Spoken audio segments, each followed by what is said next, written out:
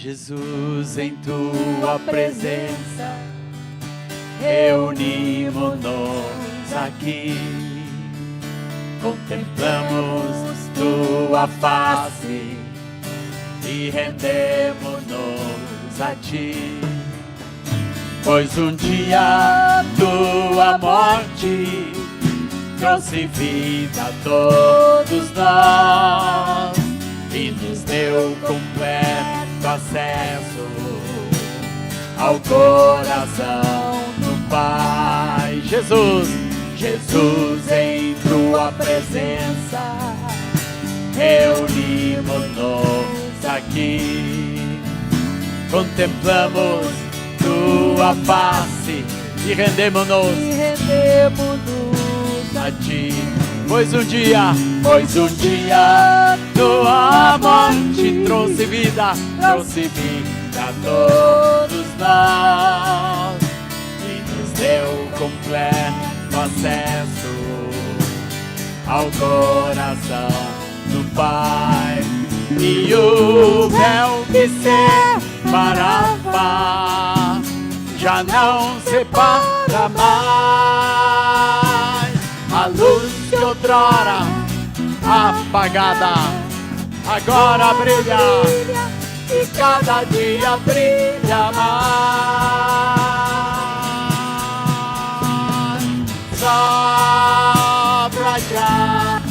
Só pra te adorar, Senhor,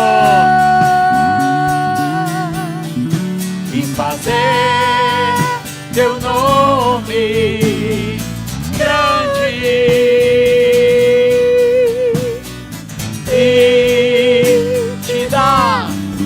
O louvor que é devido. Estamos nós aqui. Jesus, Jesus, em tua presença, reunimos-nos aqui, contemplamos tua face e rendemos-nos a ti. Pois um dia tua morte trouxe vida a todos nós e nos deu completo acesso ao coração do Pai.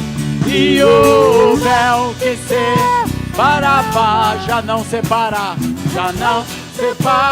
mais. A luz que outrora apagada agora brilha e cada dia brilha mais. Só pra te adorar, só pra te adorar e fazer teu nome grande e te dar o louvor que é devido. Estamos nós aqui. E o véu que separava, e o véu que separava já não separa mais. A luz que outrora apagada agora brilha e cada dia brilha mais. Só pra te adorar e fazer teu nome grande e te dar o louvor que é devido.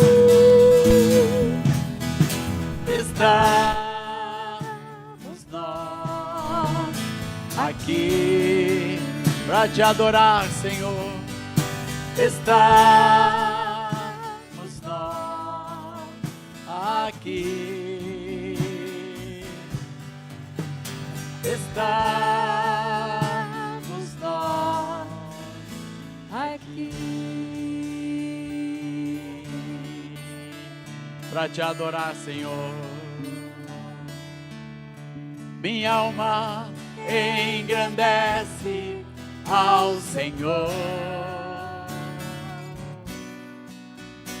Meu espírito se alegra em Deus, meu Salvador. Pois com poder tem feito grandes coisas.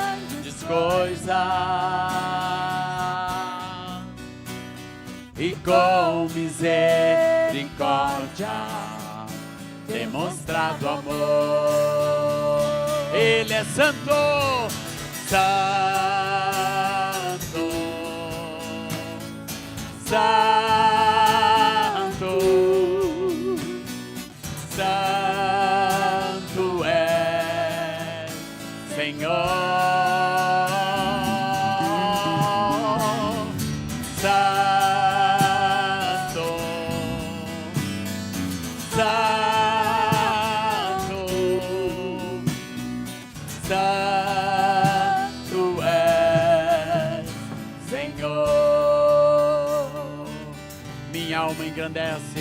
Minha alma engrandece ao Senhor.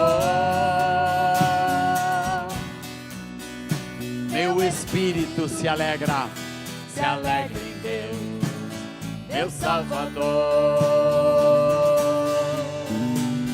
Pois com poder tem feito grandes coisas. E com misericórdia demonstrado amor. Ele é santo, santo, santo, santo, santo é Senhor.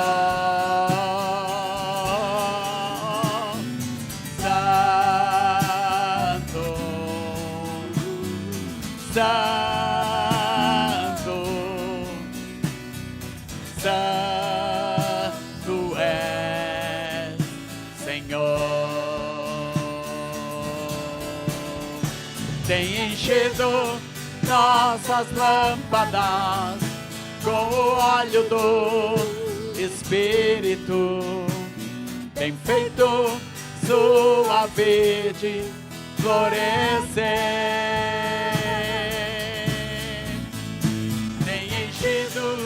Nossas lâmpadas com o óleo do Espírito. Tem feito sua vide florescer. Santo,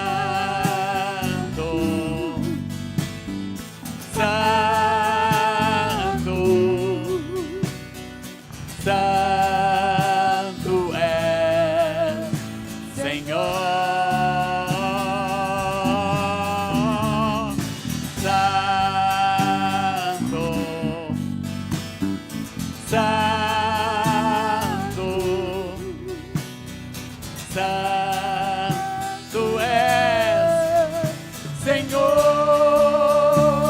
Tem enchido nossas lâmpadas, tem enchido nossas lâmpadas com o óleo do Espírito. Tem feito sua vide florescer. Tem enchido nossas lâmpadas com o óleo do Espírito. Tem feito sua verde florescer. Santo, santo, santo é Senhor. Santo,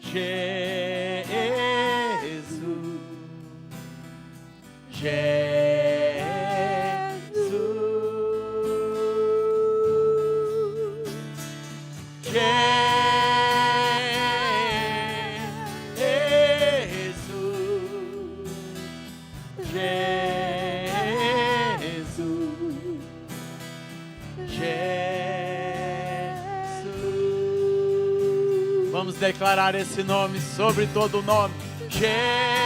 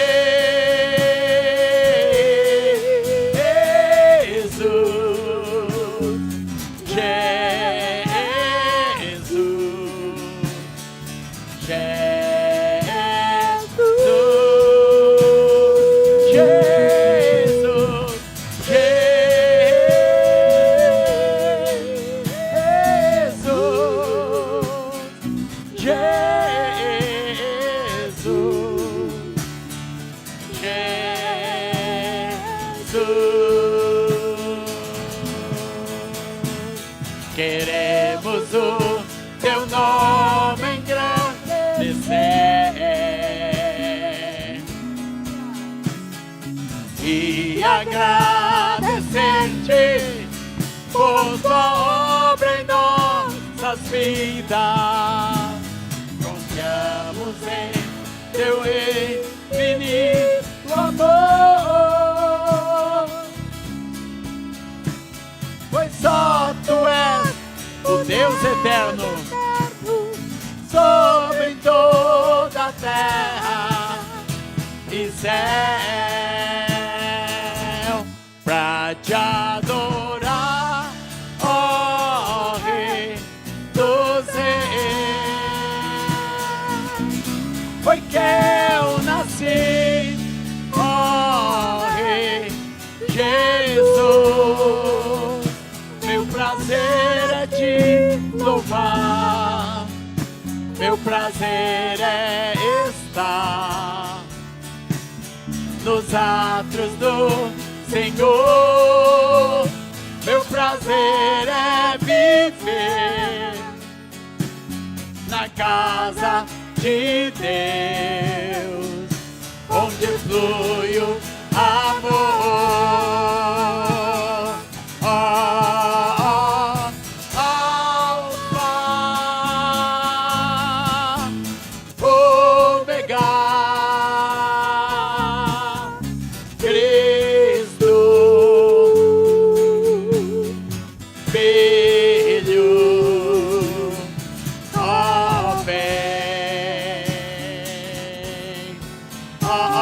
Vem,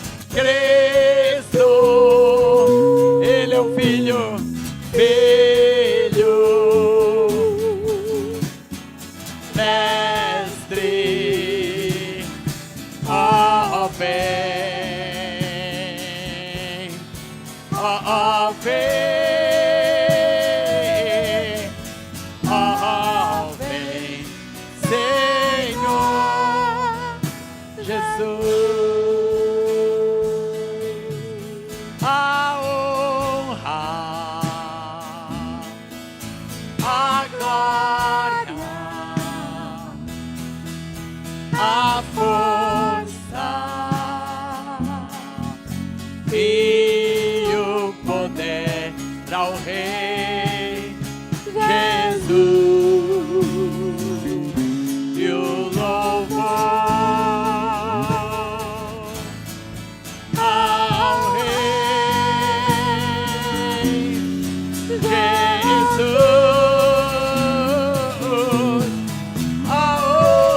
Toda a honra, Senhor, toda a glória, igreja, a glória, a força e o poder ao Rei Jesus e o louvor ao Rei Jesus.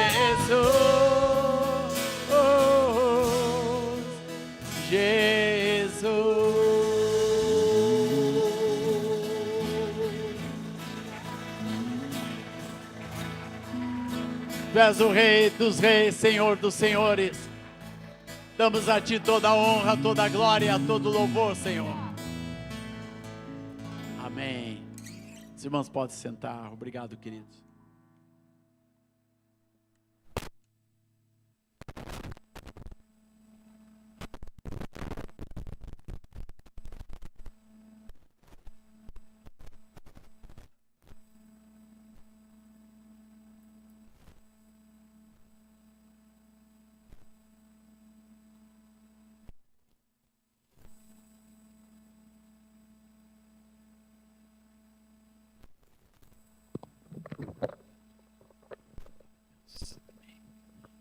Glória a Deus.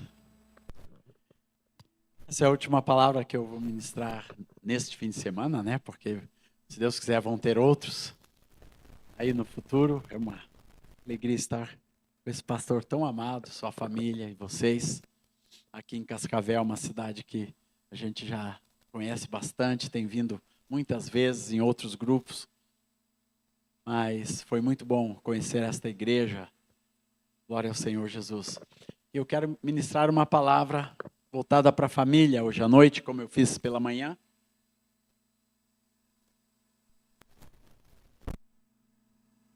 E por bem falar, ontem, todo de tarde à noite, e hoje pela manhã, eu ministrei acerca das alianças, 5 alianças que Deus colocou no meu coração para compartilhar, que foram as 5 alianças que sustentaram as 5 décadas de ministério na minha vida. 5 alianças que foram se forjando no decorrer de cada década.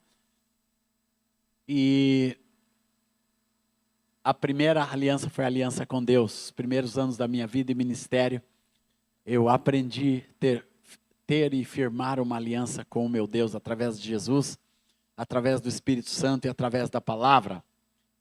Depois, na sequência, eu firmei uma aliança. O meu ministério cresceu da igreja local para a igreja nacional e depois igreja internacional na segunda década do meu ministério.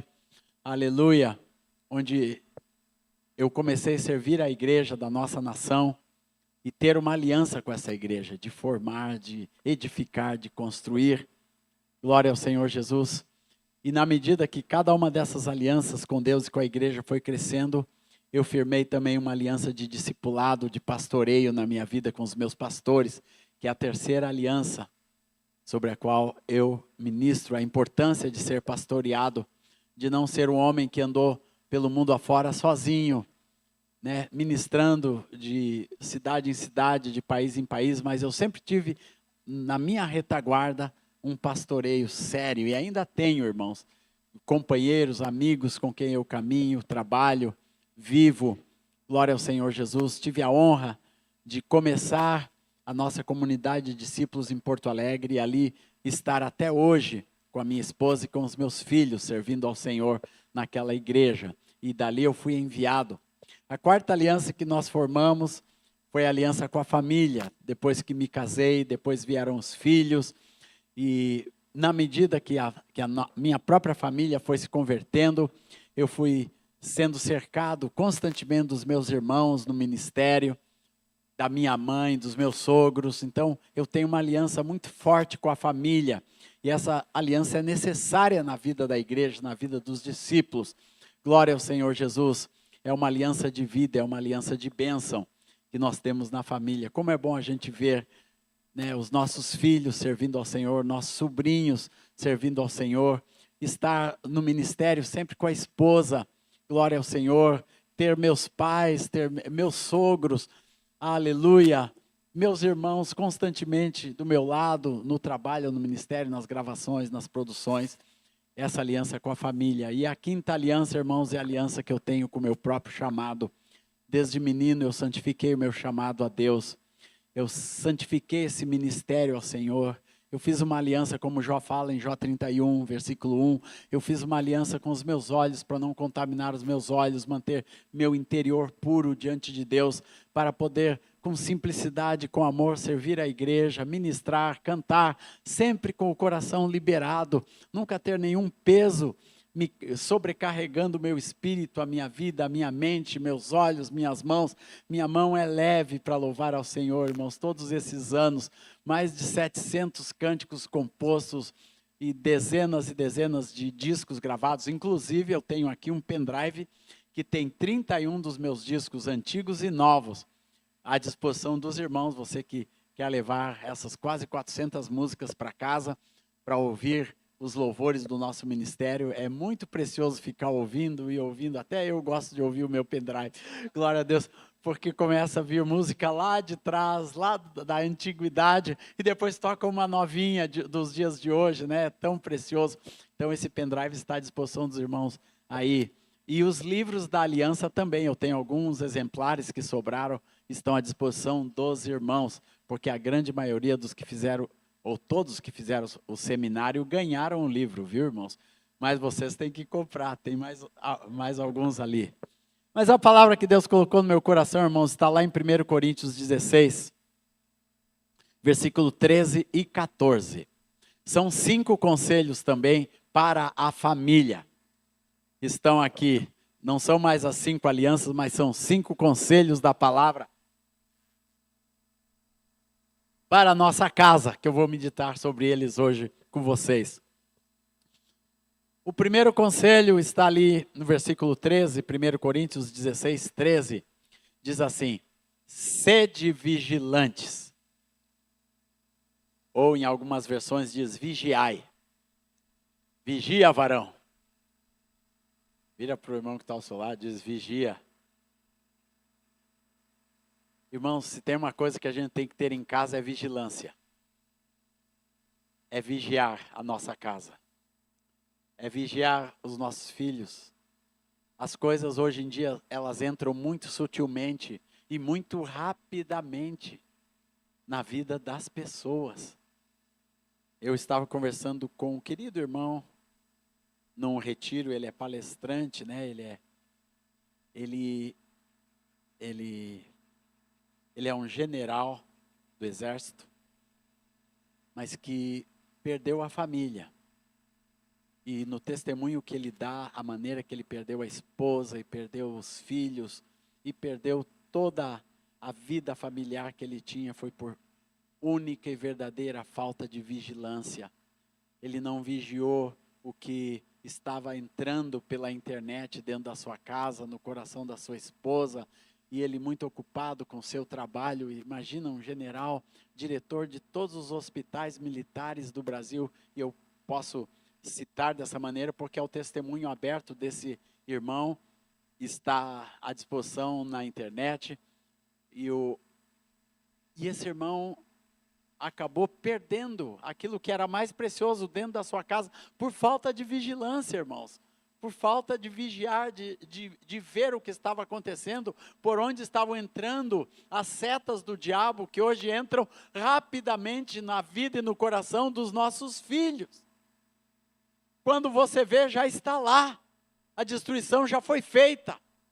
Quando você vê no seu próprio coração, por que Jó diz, eu fiz uma aliança com os meus olhos, para não ficar olhando para as donzelas, para não perder a minha herança. Jó fala lá no versículo 1 e 2 do capítulo 31, que ele guardou os seus olhos para Deus, que ele não queria de maneira nenhuma ficar olhando para aquilo que não devia na sua época. Há 6.000 anos atrás não tinha internet, não tinha Netflix, não tinha televisão, não tinha computador, não tinha nada dessas coisas, não tinha celular, que com facilidade você olha qualquer coisa, ou chega coisas que você nem quer que cheguem, chega ali para você rapidamente, e sem você sentir. Por quê?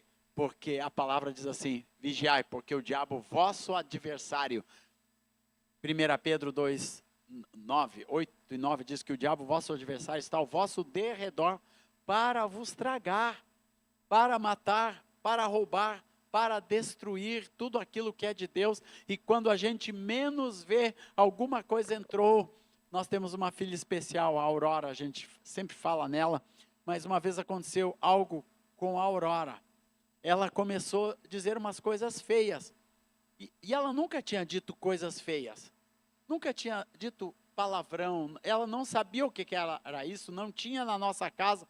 E a gente sentou um dia com ela para pesquisar aonde tinha entrado aquilo na vida dela. Daí ela disse: pai, eu telefonei para alguém e deu no número errado, e ele me disse todos esses palavrões que eu estou falando.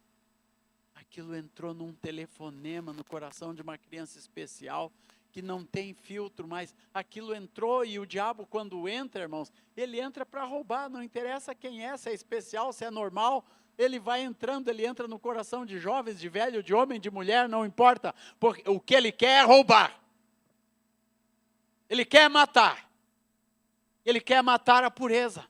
Uma menina pura nunca soube o que eram aquelas coisas. Então a gente teve que ministrar. Foi assim, né, Rosana? Tem algum detalhe que eu sofro? Foi assim. E a gente teve que ministrar no coração dela e arrancar aquilo do coração dela. E nunca mais falou, porque Jesus veio para nos dar vida e vida em abundância. Quando a gente clama pelo nome de Jesus, Jesus é poderoso para limpar os olhos, para limpar o coração, para tirar das mãos do diabo aquilo que ele roubou.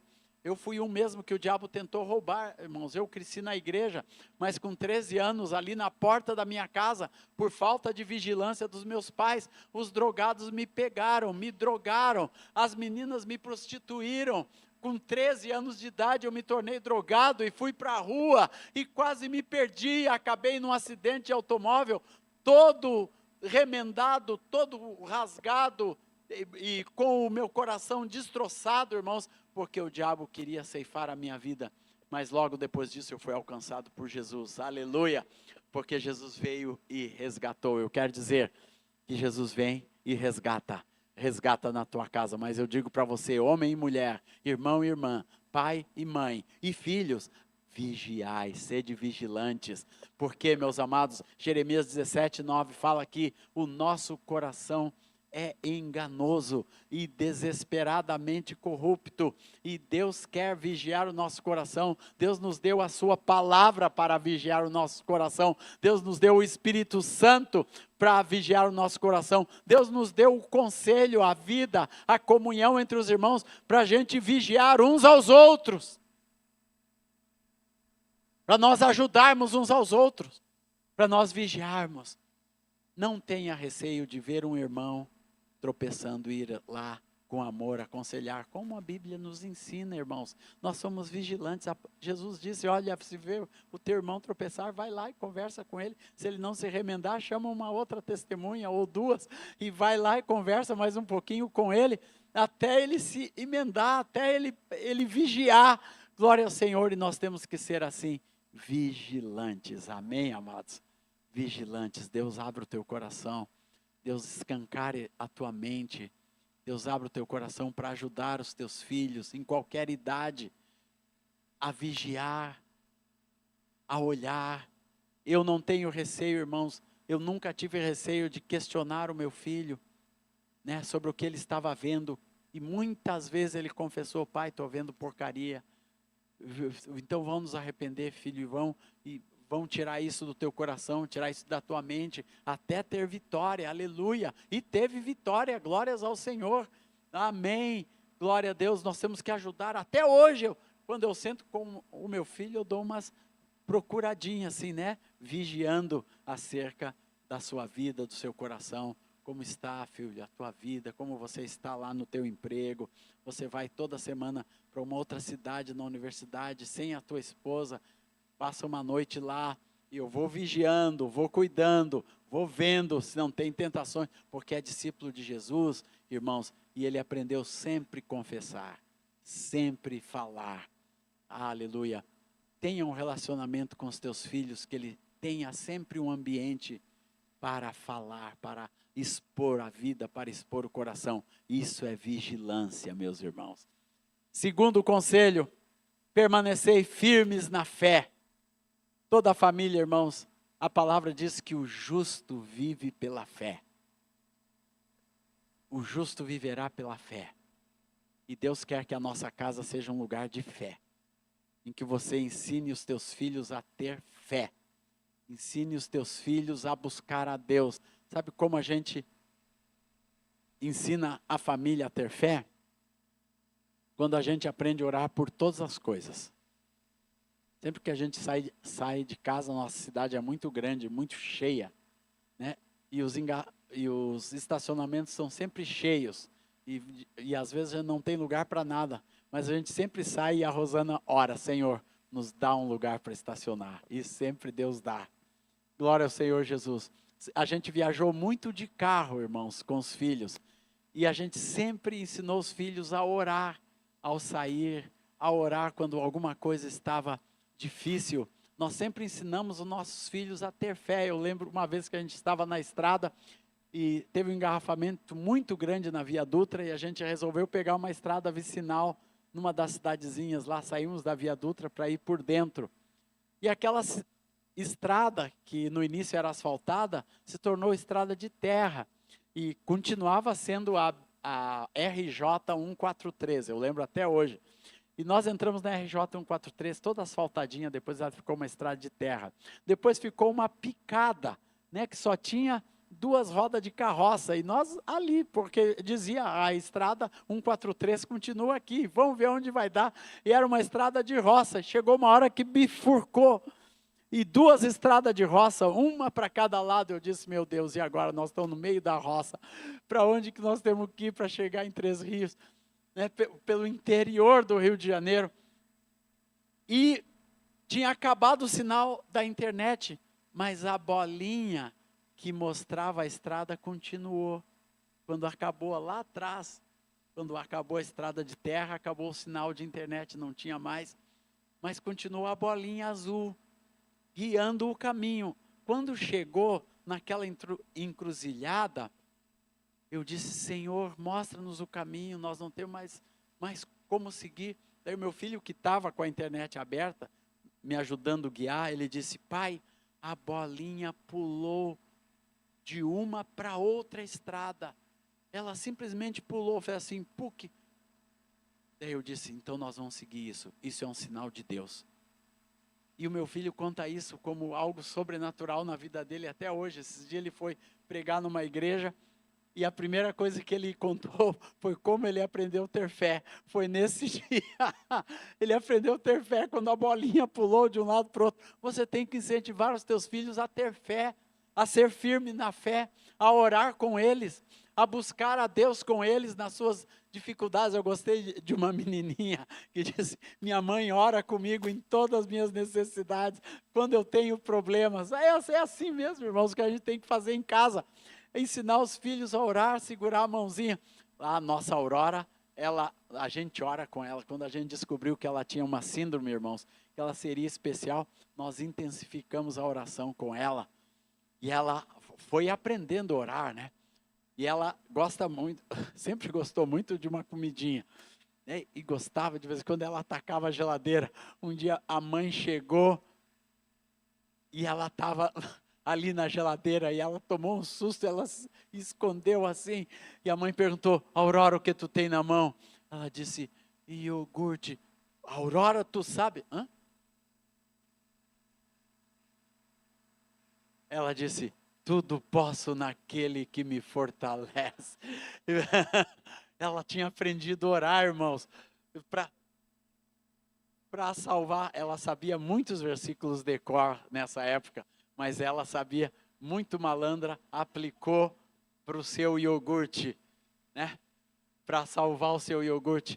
Mas a Aurora foi ensinada a orar, irmãos, desde pequenininha, a buscar o Senhor. Eu lembro um dia que eu levei o André numa vigília. Ele e o João Henrique eram pequenininhos, eles tinham 9, 10 anos de idade. Eu levei numa vigília. E eu estava ministrando lá na frente com o pastor daquela igreja.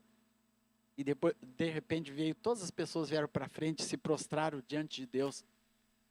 E eu vi o meu menino de 9 anos e o seu amiguinho, os dois com a cara prostrada no chão, ali no meio da vigília. Depois eu perguntei: filho, tu estavas prostrado? Daí ele disse: eu convidei o João Henrique para a gente se colocar diante de Deus. Eu disse: meu Deus, ele aprendeu isso. Glória ao Senhor Jesus. Permaneça firme na fé, meu irmão. Se o teu filho não te vê orando, ele não vai orar. Se ele não te vê louvando, ele não vai louvar. Se ele não te vê lendo a palavra, ele não vai ler a palavra. Se ele não te vê buscando a Deus, ele não vai buscar a Deus. Se ele só te vê, mãe, na frente de novela, se a tua filha só te vê ali interessada com o que tem no mundo, ela vai ser interessada pelo que tem no mundo. Mas se ela te vê buscando a Deus, você vai buscar a Deus. Eu lembro a minha mãe, quando se voltou para o Senhor, se converteu antes de nós, na nossa casa, eu entrava drogado em casa, e eu ouvia ela chorando atrás da porta do quarto dela.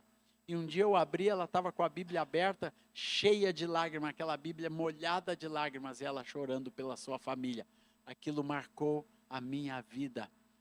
E eu lembro uma vez que ela foi me buscar lá na Boca de Fumo, onde eu me drogava. No meio dos meus amigos, ela me puxou pela mão e disse: meu filho, aqui não é o teu lugar, chorando em lágrimas. E ela veio falando em língua estranha comigo, de lá até em casa, e chorando, e me segurando pela mão, né? E me trazendo ali.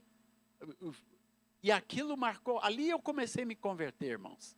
Naquele dia eu vi que tinha alguma coisa sobrenatural no coração da minha mãe, de interesse pela minha vida que não estava bem. E ali Deus começou a transformar a minha vida. Glória ao Senhor Jesus, aleluia. Glória a Deus. Que você seja assim e permaneça firme na sua fé. Ensine seus filhos a serem firmes na sua fé, aleluia. O terceiro conselho é: portai-vos varonilmente.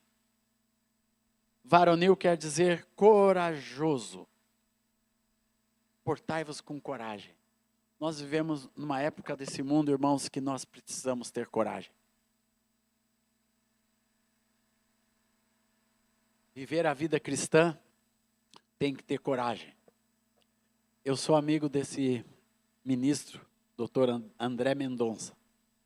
Amigo assim de encontros, de congressos, né? Conhecemos um ao outro, temos uma certa amizade com ele. E eu oro para que Deus continue dando a esse irmão coragem. Coragem. Porque é um homem de fé, ele é crente, ele é pastor formado, pastor presbiteriano convertido, irmãos. Ele e a sua esposa, seus filhos, é um homem de fé, mas é um homem de coragem. Deus o colocou em um lugar onde vai cada dia mais precisar coragem para realizar o que Deus tem para realizar por esse homem.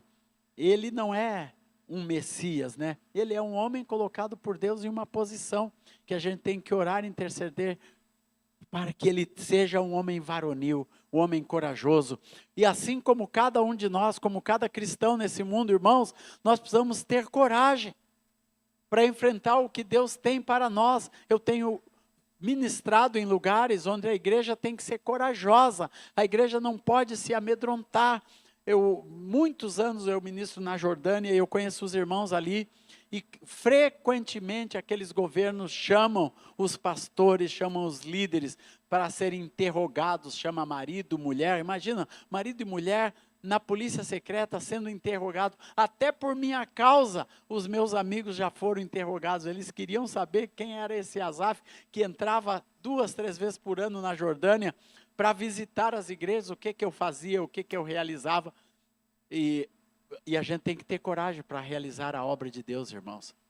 Tem que ter coragem para ir pelo mundo afora pregando o evangelho, porque são muitas oposições. O apóstolo fala de como foi a sua vida, dos açoites que ele levou, às vezes que na voragem do mar o barco afundou, às vezes que ele foi picado por cobra, foi perseguido por amigos e por inimigos, por judeus e por gentios.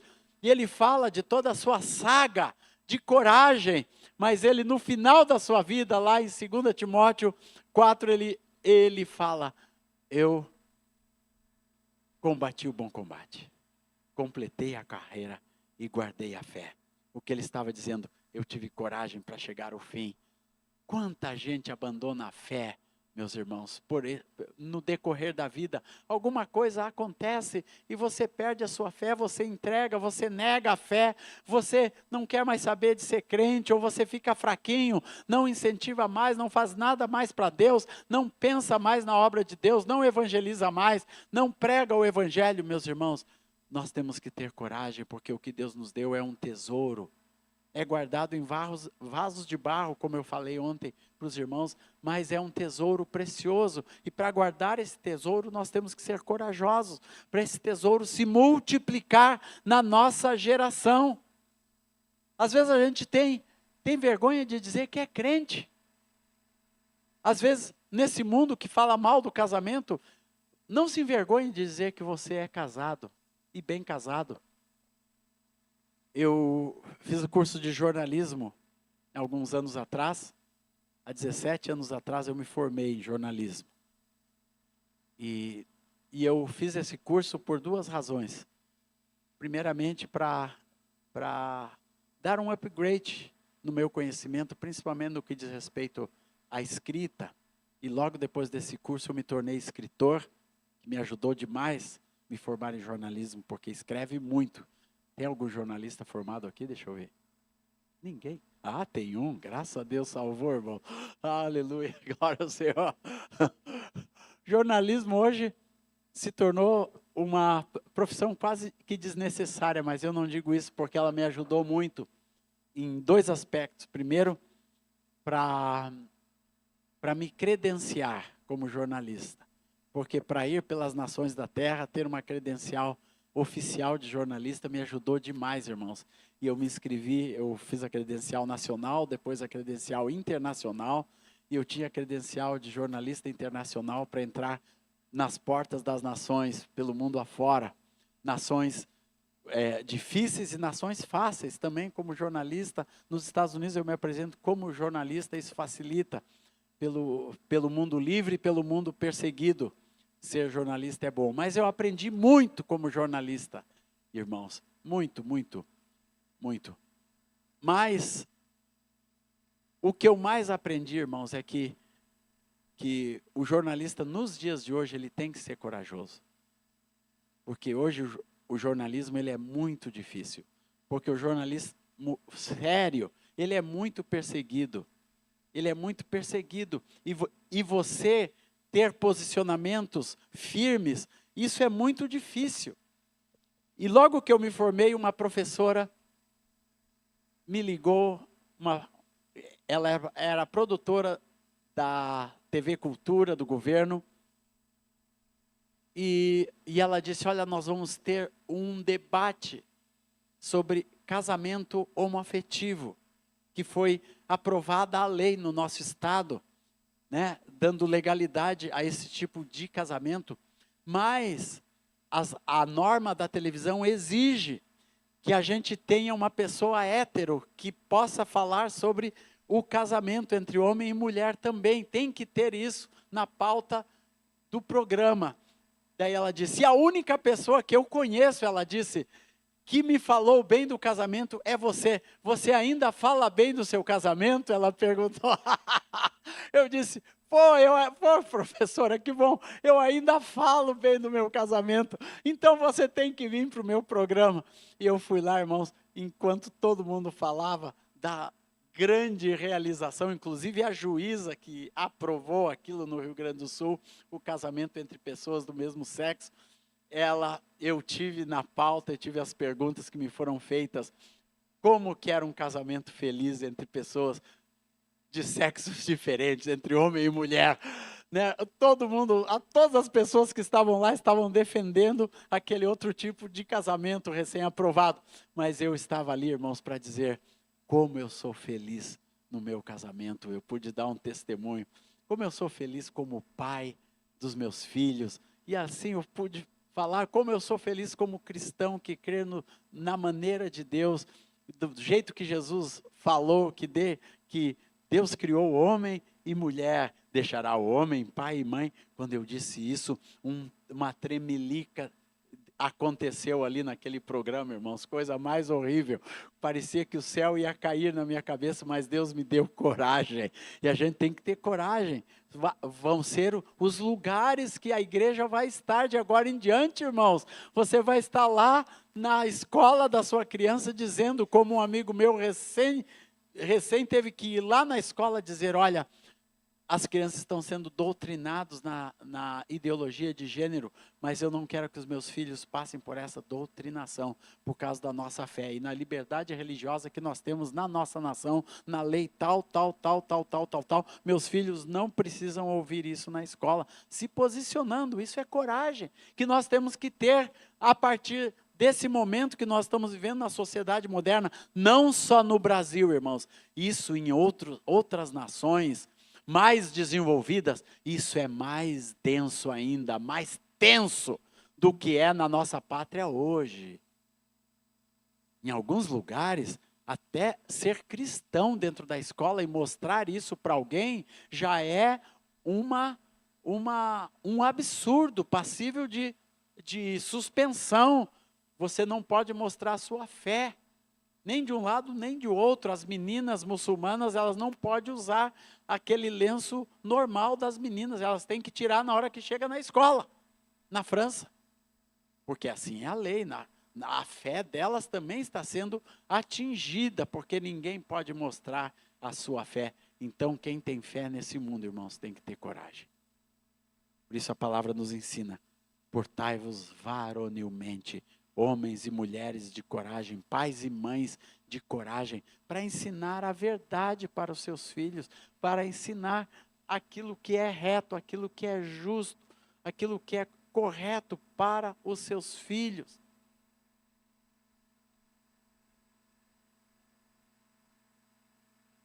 O quarto conselho é: fortalecei-vos.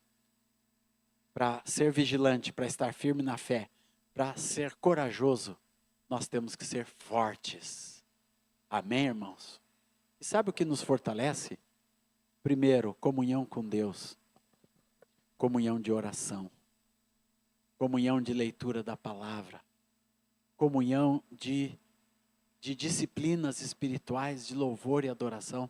Sabe que eu tenho uma disciplina espiritual na minha vida, irmãos, de sempre louvar, pelo menos uma vez por dia, pegar meu violão em casa, ou onde quer que eu esteja, em todo lugar eu tenho, quando eu vou para a praia, lá tem o meu violãozinho, pegar e cantar um louvor, convidar minha esposa, vamos cantar um louvor, sentar, às vezes de madrugada, antes do táxi me pegar para viajar, quando a Rosana não viaja comigo, ela senta do meu lado, a gente canta um louvor, pega o violão, canta um louvor, para encher a vida, irmão, sabe por quê?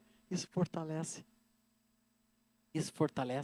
ir no culto, ir na igreja, não é só assistir uma reunião, é se fortalecer. Você vai sair daqui hoje fortalecido pelo Senhor. Estar com os irmãos, reunir numa célula, em casa, isso nos fortalece. Estar com o irmão em comunhão, isso nos fortalece. Glória ao Senhor, que a gente seja instrumento de fortalecimento na vida uns dos outros. Como eu falei de manhã, os exercícios espirituais. Nós precisamos ter uma pessoa forte, é uma pessoa que se exercita. Fisicamente, mas espiritualmente também. Tem algumas coisas que a gente não quer fazer. Puxa, orar de novo. Ir de novo para reunião de oração. Eu vi ali que os irmãos têm na terça-feira, reunião de oração. Muitas vezes nós não temos vontade na reunião de oração, mas vai para te fortalecer. Exercício espiritual. se exercitar nas coisas de Deus, nas coisas do Espírito, para ser fortalecido. Fortalecei-vos, meus irmãos. Deus quer famílias fortes. Você ter uma família forte, meus amados, tem a ver com aquilo que eu falei no Salmo 128 pela manhã. Aquele que teme ao Senhor e anda nos seus caminhos. Temer ao Senhor é quando você fortalece o seu coração para crer em Deus, para reagir positivamente a Deus, para reconhecer a presença de Deus em todos os seus caminhos. Isso é temer a Deus. Não é ter medo de Deus que vai cair um raio e vai fulminar você. Isso não é temer a Deus, irmãos. Temer a Deus é quando você leva Deus a sério. Isso é temor do Senhor. É quando você leva a Deus a sério. Quando você leva as coisas de Deus a sério. Eu gostei quando um dos astronautas que deu a volta na Lua recentemente, ele falou, é impossível você estar naquele lugar e não temer a Deus. Que coisa maravilhosa, irmãos. Um astronauta ouvido no mundo inteiro dizer, e não temer a Deus, e dar glórias a Deus. Aleluia, por aquilo. Nós temos que ser assim, gente corajosa, gente que tem temor ao Senhor. Isso é fortalecimento, temor ao Senhor. E andar nos caminhos do Senhor. Andar fortalece. Hoje eu andei 1 hora na esteirinha lá do hotel, pastor. Glória a Deus, me fez muito bem aquela esteirinha. Isso eu sei que está me fortalecendo. Eu fiz uma prótese no joelho que foi salva por causa de caminhada. Caminhada todos os dias. Minha esposa é testemunha, ela sabe que eu caminho todos os dias. Desde o 3º dia dessa prótese, quando o médico me incentivou a caminhar, ele disse, a única maneira de você voltar à normalidade é caminhando. E lá fui eu caminhar e aprendi a caminhar e gostei de caminhar e estou gostando cada vez mais de caminhar. E eu vou dizer uma coisa para os irmãos que aconteceu ontem. Eu comecei a correr em Cascavel, depois de 1 ano de prótese. Eu me animei ontem na esteirinha do hotel, que estava muito frio, e a minha caminhada não estava me esquentando. Eu disse, eu vou ver se eu dou conta de uma corridinha. E pus lá, irmãos, e corri 3 minutos. E depois parei 3 minutos e corri mais 3 minutos. Hoje eu corri 5 minutos, irmãos. Glória ao Senhor Jesus. Sabe o que é isso? Fortalecimento. As vitórias espirituais é com fortalecimento, é com corrida espiritual, que um dia é um passinho, depois é mais rápido, depois é corrida. Por isso que Paulo diz que correu, que perseverou, que combateu o bom combate, completou a carreira. A carreira é uma coisa que se corre, uma coisa que se vai rápido, né? E Paulo corria para as coisas de Deus porque ele era um homem fortalecido. Eu quero profetizar fortalecimento. Se a tua fé está fraca hoje é um dia que Deus te trouxe aqui para fortalecer a tua fé, fortalecer o teu temor no Senhor, fortalecer a tua caminhada diante de Deus, te dar um outro ritmo de vida e de experiências espirituais que vão fortalecer a tua vida, vão te tornar um homem e uma mulher fortalecidos no Senhor, para a honra e glória do Senhor. Aleluia, glória a Deus, aleluia. O último conselho está no versículo 14, 1 Coríntios 16, 14. Todos os vossos atos sejam feitos com amor. O nosso 5º conselho, mas é um conselho tremendo para a igreja, irmãos. Colossenses 3,14 diz, acima de tudo, porém, esteja o amor, que é o vínculo da perfeição. Eu gosto do amor estar vinculado à perfeição. Porque aqui não coloca o amor como apenas um sentimento, mas como alguma coisa que Deus gera, que é eficaz, que é efetivo na nossa vida, que é uma ação gerada por Deus no coração dos discípulos, que nos leva a algo superior, que nós sozinhos não podemos alcançar. O amor humano não consegue alcançar a perfeição que Deus quer que o amor tenha, irmãos. O amor de Deus é um amor perfeito. E quando você se enche do amor de Deus, você começa a ver nos seus relacionamentos, os seus relacionamentos começam a ser totalmente diferentes do que eram. Porque você começa a amar as pessoas com um diferente amor, que não é um amor de sentir alguma coisa pela pessoa. Muitos casais querem que o seu sentimento de amor permaneça. Mas, meus amados, o sentimento humano, ele vai mudando, ele vai mudando, ele vai... Tem coisas na vida uns dos outros que a gente não gosta. Que a gente, com o passar dos tempos, passa a não gostar. Eu, por mim, a Rosana mudaria o seu espirro. Que ela tem o espirro mais forte do oeste, irmãos. Quando ela dá um espirro, não importa onde ela esteja, ela vai acordar quem está do lado, ela vai despertar os passarinhos, ela vai espantar os bichinhos, não tem conversa, e aquele espirro sempre me assusta. Mas eu tenho que amar a Rosana, não com o sentimento que não gosta do espirro, eu tenho que amar a Rosana com o amor eterno de Deus. Daqui um pouquinho ela vai dar um espirro, vocês vão ouvir, viu? Meus irmãos, e tem coisas no Asaf que ela não gosta. Assim que a gente casou, ela não gosta que eu conte essas experiências. Nós tivemos a nossa primeira crise conjugal, foi que eu deixava as meias dentro do tênis. Dentro do tênis. Eu tirava a meia e punha como eu fazia quando era solteira, dentro do tênis. Só que tinha um porém, irmãos. Quando a gente casou, a sapateira onde a gente guardava os sapatos era embaixo da nossa cama. Puxava uma gaveta, tinha 4 gavetas na nossa cama, e tinha uma que era só dos nossos tênis. Eu punha a meia, o tênis com a meia ali dentro. E ela tinha pavor daquilo, e ela foi depois falar com o nosso discipulador. Ela me entregou para o discipulador.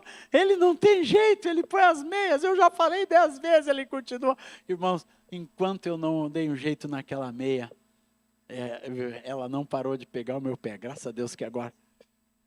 Ela foi descobrir, quando ela foi arrumar a gaveta, estava ali os tênis todos com meia, irmão. Viu? Glória a Deus. E ela não gostava daquilo. Mas o sentimento da Rosana por mim não podia estar vinculada à meia. Tem gente que aparece essas coisas e vê algumas coisas que não gosta no cônjuge e já quer jogar pela janela. Acabou, pronto. Ou às vezes a gente vê nos filhos, irmãos, coisas que os filhos estão fazendo. Eu conheço um irmão que o filho deu uma torcida assim, saiu da igreja, aquele pai não quis mais saber do filho. Pronto, acabou, não, ele não quer mais Jesus, eu não quero mais ele também. Isso é sentimento, irmãos. Isso é sentimento, eu não estou julgando o sentimento daquele irmão, mas eu estou dizendo que quando o amor que reside no nosso coração é o amor de Deus, nós não temos essas atitudes. Nós não somos espantados pelo espirro, nem pela meia, nem porque um filho largou o Senhor e tomou um caminho totalmente heterodoxo na sua vida, né? Mas quando o amor de Deus está no nosso coração, ele nos leva a algo chamado perfeição. Sabe o que é perfeição? É um amor que não se abala. É um amor que tudo crê, tudo suporta. É um amor que não acaba. É um amor que nos leva sempre a acreditar na restauração, que nos leva sempre a um outro patamar nos nossos relacionamentos, nos leva a não desistir. Eu acho, pastor, que todo pastor tem que ter esse coração. Nós não podemos desistir das pessoas, que tem alguns irmãos que é fácil amar. Outros irmãos são mala sem alça, viu, irmãos? É difícil de amar a gente que está perto dos irmãos na igreja, tem uma igreja grande, tem irmãos que são queridos demais, mas tem outros que não são tão queridos. Na nossa família nós temos gente que são muito bons de relacionamento, pessoas fáceis, mas tem outras que são muito difíceis, né? Nós temos às vezes cunhados que são difíceis, né? Nós temos sobrinhos que são difíceis, mas a gente tem que amar. Temos sobrinhos que tomam direcionamentos sexuais na sua vida, que a gente abomina, que a gente não quer saber, que a gente gostaria de que se afastasse totalmente. Mas Jesus disse que a gente tem que amar essas pessoas, todas elas, irmãos. E o que a igreja tem que sentir é um amor que nos conduz à perfeição de Deus na vida de todas as pessoas. Na vida de todo mundo. Nós tínhamos um senhor que ele frequentava as nossas reuniões lá no início da renovação em Porto Alegre. E ele fazia aquilo para afrontar. Ele chegava no início do culto sempre, entrava, sentava na última cadeira e ficava de braço cruzado olhando com um sorrisinho maroto no rosto.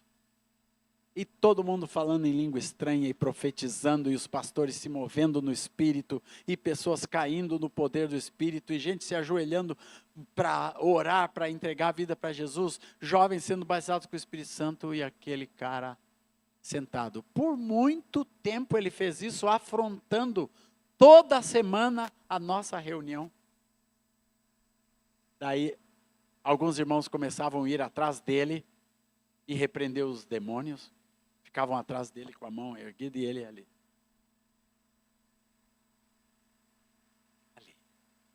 Quando nós fomos embora daquela igreja, que se tornou então a nossa comunidade, fomos para os lugares onde a gente foi reunir como comunidade, aquele moço sumiu, nunca mais foi, nunca mais vi. E aquilo foi mais de ano. E a garotada, o nome dele era Paulo. Nós demos o apelido de Paulo Pedra. O Paulo Pedra. E ele sabia do apelido. Daí muitos anos depois, décadas depois, tinha Marcha para Jesus em Porto Alegre. E eu ministrei, quando eu terminei de ministrar, começou a chover, forte. Eu peguei meu violão, abracei o violão e corri para a escada. Quando eu desci a escada, tinha um homem com guarda-chuva assim. E eu disse, muito obrigado. Né? E entrei debaixo do guarda-chuva. Quando eu olhei bem assim para o rosto da pessoa, eu disse, tu é o Paulo? Ele disse, mas não sou mais pedra. Irmãos, uma das grandes alegrias que Jesus me fez ver de transformação. Porque a gente pensou que já tinha mandado aquele cara para o inferno. Que a vontade que a gente tinha que era que o diabo viesse buscá-la de uma vez.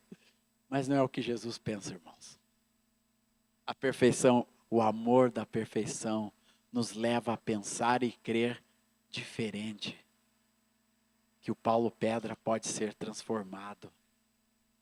E qualquer pessoa, e os nossos sobrinhos podem ser transformados. E os nossos irmãos e irmãs podem ser transformados, nossos pais podem ser transformados. O amor da perfeição crê dessa maneira. Se Deus está trazendo esta palavra, é para nos ensinar nessa noite, irmãos, que o amor é o vínculo da perfeição e que tudo que nós fazemos com respeito a essas pessoas. E eu lembro quando um dos nossos sobrinhos chegou com o seu companheiro, e a gente fica com uma rejeição natural naquilo, mas o Espírito Santo disse, vai lá, abençoa e abraça. Eu fui lá, abri o portão para eles, eles desceram do carro, moram no outro país, estavam vindo visitar a família. Eu fui lá e abracei aquele sobrinho e disse, nós te amamos, meu sobrinho. E abracei o outro moço também com um abraço fraternal, em nome do Senhor Jesus. A gente faz isso, irmãos, não pela nossa força, a gente faz pela força do Senhor Jesus, pelo amor verdadeiro que brota no nosso coração. E essas pessoas só têm uma oportunidade de experimentar isso. É através de você e eu. Nada mais. O mundo vai ser conivente com tudo que eles são na naturalidade, mas onde eles vão sentir o amor, que é o vínculo da perfeição, é no nosso meio, é no teu e no meu abraço. É na nossa aceitação, não daquilo que eles fazem, mas de que ele pode ser uma pessoa preciosa para nós e para Deus. Por isso que a palavra fala, todos os vossos atos sejam com amor. Que tudo que você expressa para as pessoas, seja com amor, seja lá quem seja essa pessoa, ou o que ela faz ou deixa de fazer, irmãos. A palavra nos ensina, nós temos que ser a igreja que mostra esse amor verdadeiro, o amor que é gerado na eternidade e é trazido pelo Espírito Santo como a palavra de Deus, através do amor que nos é dado pelo Espírito Santo, é dado no nosso coração pelo Espírito Santo, e nós vamos levar isso para todos os nossos relacionamentos. Amém, esposa? Pode espirrar bastante. E graças a Deus eu não ponho mais a meia dentro do tênis. Né? E as coisas que nos geram atritos, né? Todas são tapadas, cobertas pelo amor, por um amor há 44 anos, né, minha esposa? Glória a Deus. E os nossos filhos também. Temos uma filha especial, irmãos, que muitas vezes, como ela apronta, ela faz coisas erradas, ela pega um copo para levar de suco para a mãe, e no meio ela tropeça no carpete, mancha o carpete, derruba o copo, quebra o copo, mancha a parede e o móvel, e ela vive aprontando coisas assim, coisas, né, que são anormais, mas são normais para ela.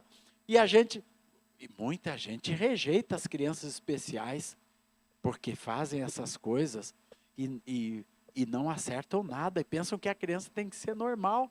Tem muitos parentes que nós temos que acham que a Aurora tem que fazer tudo certinho, mas a Aurora nunca vai fazer tudo certinho, irmão, porque ela é uma menina sindrômica especial, e quem tem uma filha ou um filho assim, ou um parente, sabe do que eu estou falando.